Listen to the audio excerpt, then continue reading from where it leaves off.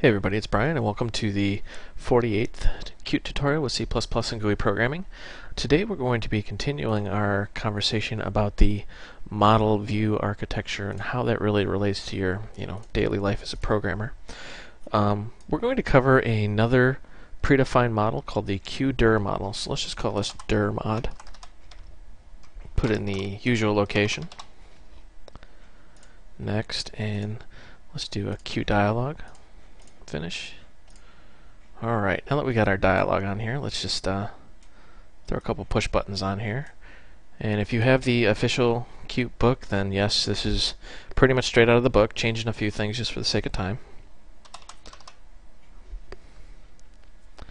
And we're going to throw a tree view on here. Now remember, whenever you see the word view, that means it follows the model view architecture. Resize these appropriately. Set your layouts. And let's just throw a horizontal spacer in there. That way our buttons look semi-normal. And we're going to make directory and delete. Okay, now that you've got your layout done, pretty simple layout I know, let's actually flip into the code here.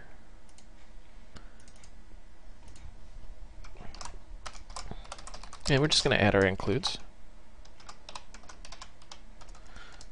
Whoops.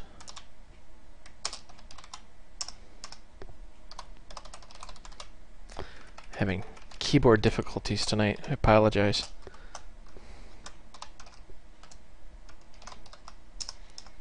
Alright. Now that we've got that in there, we're going to just create a new QDirModel. And let's just call it model. Alright, let's flip back into our form real quick here, and let's actually just create these signals and slots while we're thinking about it.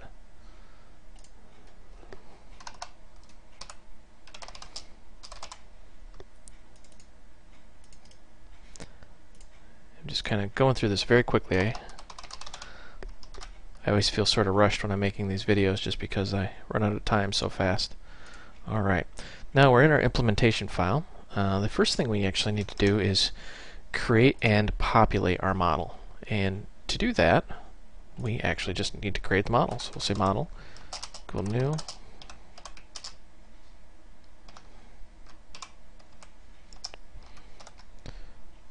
I'll say this is the parent.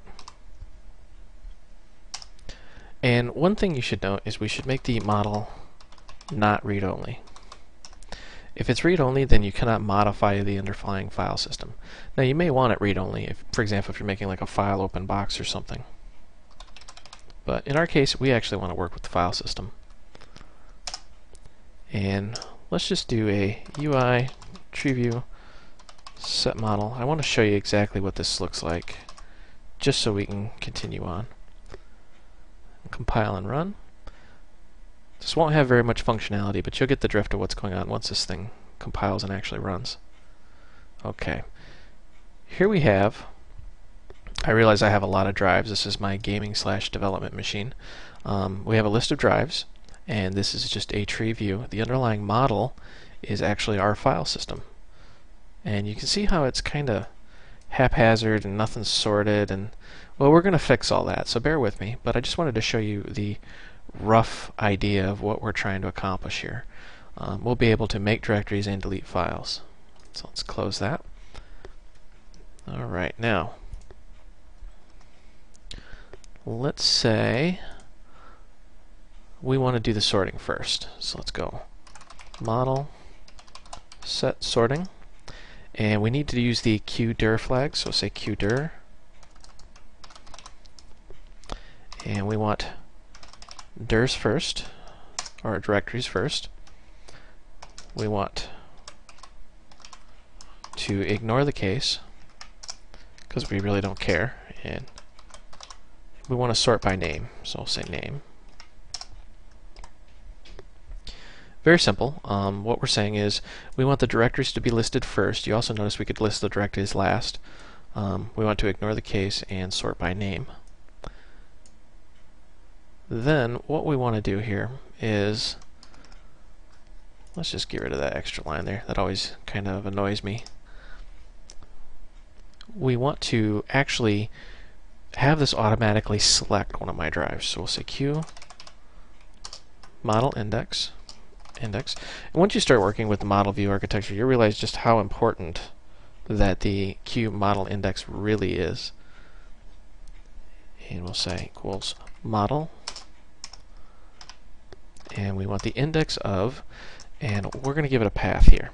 Now, what you could do is that, but one thing Qt does is it automatically translates the /. That's kind of like a universal translator for the path notation. I would not, for production applications, recommend hard coding a path in there, but this is just a tutorial, so we can kind of get away with that. We'll say UI tree view, and we want to expand. And what we're doing is we're getting the index of the F drive, and we're going to actually find it in the tree view and expand it. And let's just work a little copy and paste magic here. And then we want to, scroll to. So we want to scroll the view down to it. That way we don't have to go hunting for it.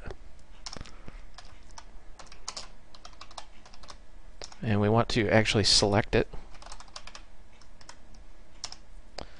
And then we want to resize the column to the contents. And we just want the name of the first column. Alright, save your work, and let's actually run this. See this thing in action here. And wow, doesn't that look a little better? You notice how it's sorted by name, it ignores the case, and the directories are first. It found and selected the F drive, and it scrolled to it. Pretty neat. Now, one thing you should know is that you already have the ability to rename files without even adding any extra programming in there. So you should be careful when you're working with this that you don't inadvertently delete files or rename files. This is actually working with your file system, unless you have it in read-only mode, which we don't. So let's go in here, and what we want to do is be able to create directories. So we'll say QModel index equal UI tree view current index.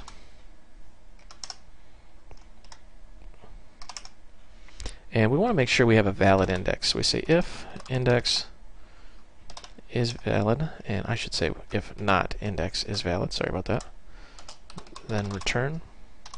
So if we don't have a valid index, then we just jump right out of there. Let's see. QString, now we want to get the name of the directory.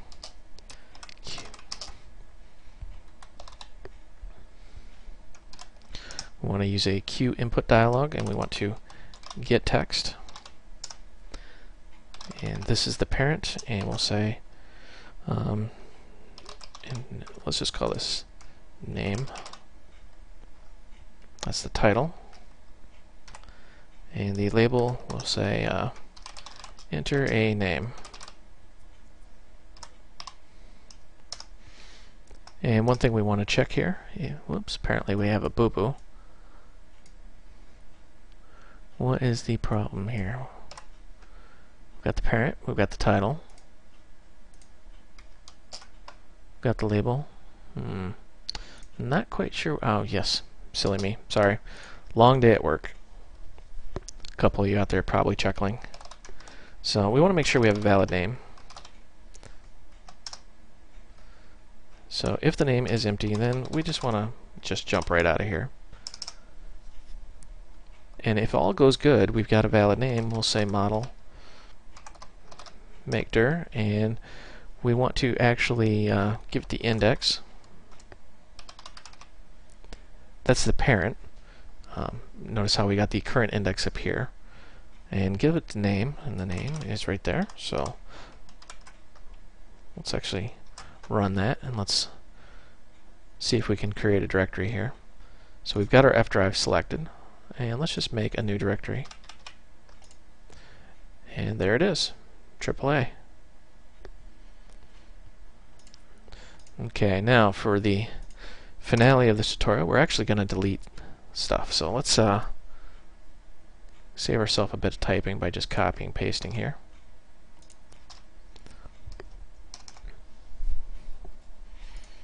And one thing we want to do is say, if it's a directory or if it's a file, we have to handle it a little bit differently. So if, and you can actually, from the model, get the file information from that index. And from that, you can pretty much do whatever you want. I mean, you can determine if it's a file, if it's a directory, get the base name, etc., etc., etc. And then you can use QFile, like example, if you wanted to rename it or something. But in this case, we want to just say, is it a directory? If so, then it's a dir. Otherwise, it's a file. And we have to handle those differently. So to handle a directory, you'd say model, remove dir, and you just give it the index. And for files, you'd say model, and you just say remove. Pretty simple. Let's review real quick before we run this. Basically, you're getting the index from the TreeView current index, and if the index is not valid, then you just break out of here. Then you're saying model, get the file information for that QModel index. If it's a directory, then do a remove dir. If it's a file, then just do remove. So let's save and run this. So let's actually get rid of BBB. Sure enough, it's gone. Let's get rid of AAA while we're there, just to clean up my hard drive a little bit. Alright, and let's delete that clock right there. So there you go. That's the what is this again? QDirModel. Sorry about that. It's been a very long day at work. One thing you should note about the QDirModel is that it's actually been replaced. And what do I mean by that? Well, let's go into help. Go QDirModel. And what it says is the QDirModel class provides data model for local file system. If you click more, it actually goes in and says the usage of this is not recommended anymore. Use QFileSystemModel instead. Well, what's the difference between QDirModel and QFileSystemModel? Well, the biggest difference, other than they don't recommend using QDirModel anymore, is that the QFileSystemModel is actually asynchronous, which means it won't lock up your GUI. But with everything, it's got its own little complexities that you have to deal with. We will cover the QFileSystemModel in another tutorial and try to discuss some of those complexities. But that's it for this tutorial. Thank you for watching. I hope you found this educational and entertaining.